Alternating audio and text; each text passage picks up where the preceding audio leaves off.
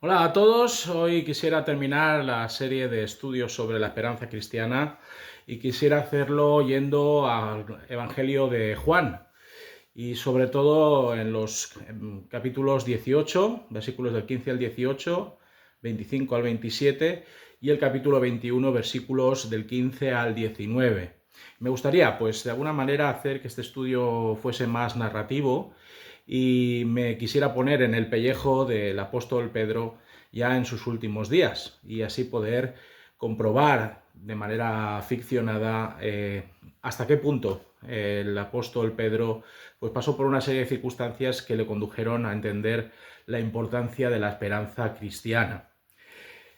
Y me gustaría hablar en primera persona, como si fuese el propio apóstol Pedro. La profecía que Jesús pronunció sobre mi muerte está presta a cumplirse. La frialdad del suelo de una celda me recuerda minuto tras minuto que el final de mi vida sobre la faz de la tierra se acerca impasible, imparable, inexorable. Los recuerdos se amontonan en mi mente mientras murmuro una oración pidiéndole a Dios que todo acabe lo más rápidamente posible.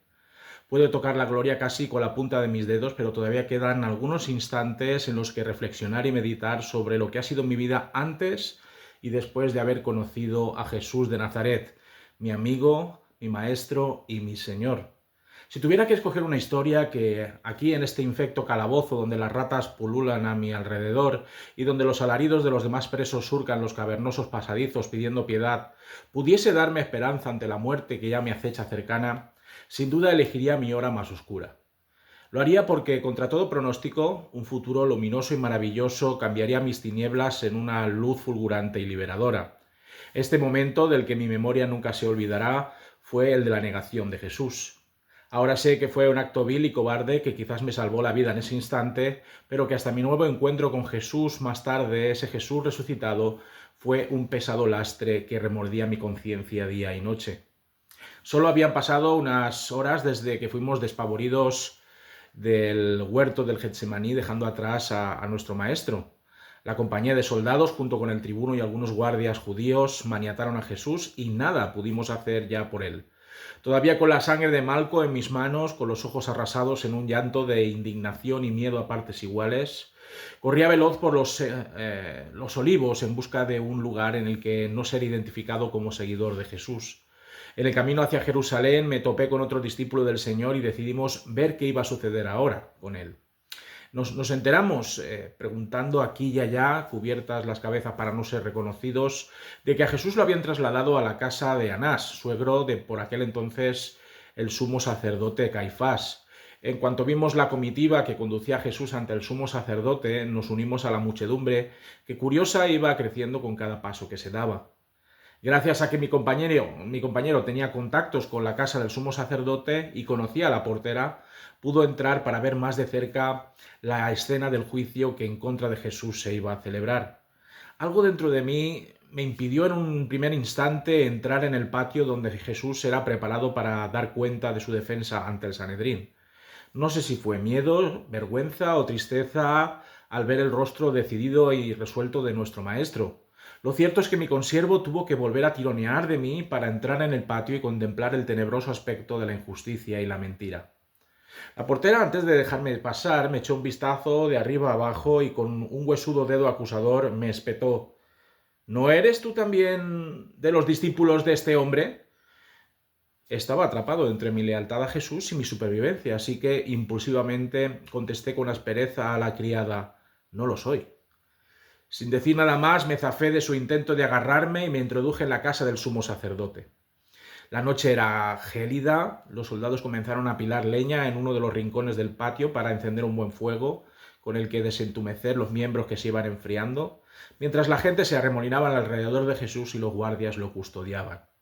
Me acerqué disimuladamente a esa fogada para yo también ir observando el desarrollo de los acontecimientos, y ahí de pie no podía dejar de pensar en el berenjenal en el que me estaba metiendo si cualquier soldado reconocía mi acento galileo o mi rostro, bastante conocido por muchos de los que asistían a los discursos de Jesús en el templo durante los días de la Pascua. La función estaba a punto de comenzar. Pero antes de que Anás comenzase a increpar, a interrogar a Jesús, uno de los guardias, de un breve vistazo, pareció haber descubierto algo en mí que me relacionaba con Jesús. Después de observarme un buen rato, me acusó de ser uno de los seguidores del maestro de Nazaret. ¿No eres tú de sus discípulos? Para sacudirme cualquier suspicacia en mi contra, contesté inmediata y enfáticamente que no era uno de ellos. Mi insistencia en remachar mi nula implicación en la comunidad de Jesús pareció dejarle satisfecho hasta cierto punto. El esperpéntico primer juicio contra Jesús fue una pantomima repugnante y deleznable. Desde el principio, el sumo sacerdote emérito, Anás, hostigaba a Jesús inquiriendo sobre dónde estaban sus seguidores en ese momento y qué enseñanzas iba diseminando entre los habitantes de Jerusalén. Y Jesús replicó con absoluta entereza que su ministerio siempre fue un libro abierto en el que no había nada oculto y que sus palabras y su predicación eran de dominio público. En una mezcla de atrevimiento y sarcasmo, Jesús empleó una de sus técnicas favoritas para derribar cualquier zancadilla que se le pudiese poner y apeló a que el mismo sumo sacerdote preguntase a aquellos que le habían escuchado. Esta osadía de Jesús fue contestada con un brutal manotazo de uno de los alguaciles que hizo que de la comisura de los labios de Jesús brotase un hilillo de sangre y con un rugido que le afeaba su contestación. ¿Así respondes al sumo sacerdote? Jesús, con la parsimonia de aquellos que tienen la verdad de su parte, volvió su tumefacto rostro para decir con tono tranquilo y sosegado: si he hablado mal, testifica en qué está el mal, y si bien, ¿por qué me golpeas? Desconcertado por la respuesta, el alguacil no tuvo más remedio que deponer de su agresiva actitud y volver con sus compañeros avergonzado por su irreflexiva acción. Anás, al ver que nada había de sacar de Jesús, decidió que era el turno de que su yerno Caifás ajustase a este blasfemo las cuentas como merecía. Y justo cuando los preparativos del traslado de Jesús ante Caifás se estaban llevando a cabo, un criado del sumo sacerdote, y según me enteré más tarde, primo de Malco, al que corté una oreja en Getsemaní, me abordó para sonsacarme mi verdadera identidad. ¿No te vi yo en el huerto con él? Trastabillando por el sorpresivo comentario, solo acerté a negar con la cabeza y me aparté del fuego, no fuese me descubriesen definitivamente. Y saliendo ya del patio para mezclarme entre la multitud que esperaba ver a Jesús encadenado y apresado, un sonido entre los miles que en ese momento llenaban la noche me estremeció sobremanera.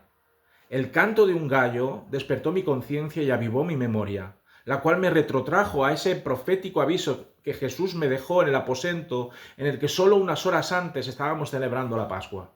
El anuncio del alba para mí fue el terrible recordatorio de mi traición y deslealtad para con Jesús, y la muerte de cualquier esperanza de vida.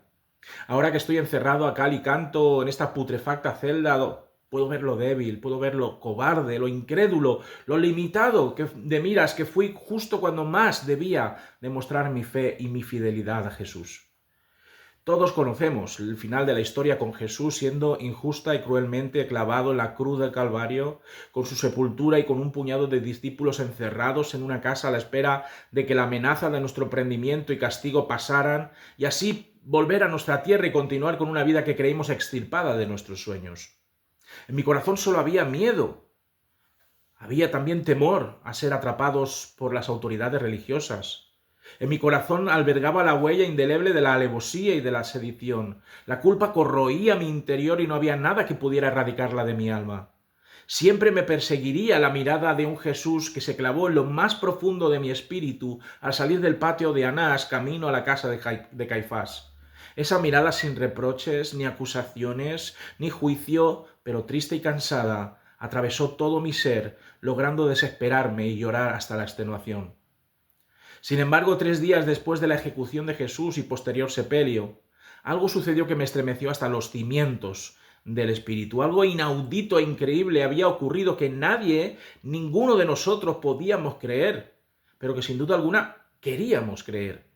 En cuanto las mujeres nos dijeron que nuestro amado Maestro había resucitado, aquella esperanza que había muerto en el preciso instante de mi traición volvió a renacer con cada zancada que daba por la senda que me llevaba a su tumba abierta.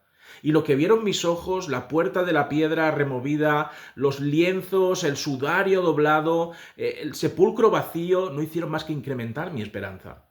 Pero fue cuando Jesús, unos días después, se presentó como por arte de birlibirloque en medio nuestro con su cuerpo glorificado, es cuando entendí muchas cosas. Después de vacilar y dudar entre el temor y la alegría más incontenible, pude abrazar a mi Jesús, mi Señor y mi maestro. Mi esperanza parecía que por fin desterraba mis dudas y vacilaciones, y sin embargo algo seguía impidiendo dentro de mí disfrutar plenamente de este encuentro con Jesús resucitado. En varias ocasiones más volvimos a contemplar el milagro de la resurrección de Jesús, pero la ocasión en la que mi esperanza se consumó definitivamente y mi sentido de culpabilidad se esfumó para gozar completamente de la compañía de Jesús hasta el día de hoy, fue cuando me tomó aparte para hablar conmigo mientras caminábamos por la playa del mar de Tiberias.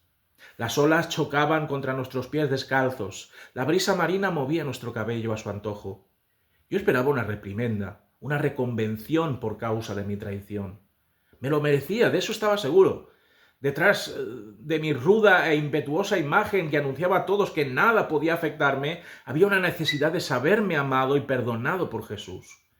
Mi esperanza radicaba precisamente en el hecho de recibir una amonestación y un ejemplo más de su gracia y misericordia perdonadora. Por todo esto expresé mi extrañeza ante las preguntas que Jesús me dirigió en 3 ocasiones. ¿Me amas más que a estos?, me preguntó mirando al resto de discípulos. Aquí vi yo la posibilidad de redimirme por mis errores del pasado. Sí, Señor, tú sabes que te amo. Jesús podía leer mi corazón a la perfección y sabía que lo amaba entrañablemente, por eso quise unir mis sentimientos a mi voz. Y ante mis palabras de confesión, Jesús me encomendó que apacentase a sus corderos, a todos cuantos creyesen en él por causa de la predicación de su evangelio. Lo que no esperaba era que volviera a insistir con una nueva pregunta. ¿Me amas? Mi contestación fue exactamente la misma que la de hacía unos minutos. Su respuesta fue similar a la anterior. Pastorea mis ovejas. Y lo que me dejó pasmado y desconcertado es que de nuevo insistiese en la misma pregunta. ¿Me amas? Entonces comprendí lo que Jesús quería hacer conmigo. En ese instante, al contar sus preguntas, pude contar también mis negaciones. Si en 3 ocasiones me avergoncé de él, en 3 ocasiones había de profesar de viva voz mi adhesión y lealtad a él y a su misión. Señor, tú lo sabes todo, tú sabes que te amo. De nuevo, un mandato que fui comprendiendo con el paso de los años hasta el día de hoy. Apacienta mis ovejas. Nunca he olvidado su terapia de amor y esperanza. Sabía que mi esperanza todavía no podía adquirir su verdadero y pleno propósito en mi vida y en el ministerio apostólico que tenía por delante si primeramente mi corazón no era sanado por el perdón y la confesión. Ahora que peino canas y que las arrugas surcan mi atezado rostro, ahora que mis articulaciones crujen por la artrosis y que mis fuerzas flaquean, ha llegado mi cita con Cristo. Jesús me está esperando y yo sigo esperando en él, aún sabiendo que mi destino es una muerte horrible. Mi vida fue una vida de esperanza contra esperanza, y ahora mi martirio de amor y fidelidad servirá para glorificarle a él sobre todas las cosas. Espero que esta narración de una memoria del apóstol Pedro haya servido para edificación tuya, y si tienes a bien puedes dar un like, puedes compartir este vídeo, puedes poner un comentario o puedes suscribirte a mi canal. Que el Señor te bendiga.